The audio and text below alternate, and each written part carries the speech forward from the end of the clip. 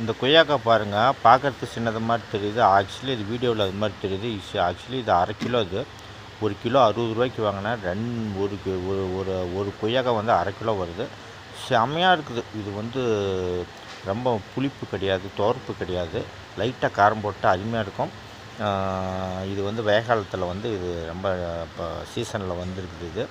இது வந்து சுகருக்கு அருமையான மருந்து. சுகர் இருக்கிறவங்க வந்து இதை சாப்பிட்லாம். அப்படியே கட் பண்ணி தண்ணியில் ஊற வச்சு அந்த எசன்ஸையும் சாப்பிட்லாம்.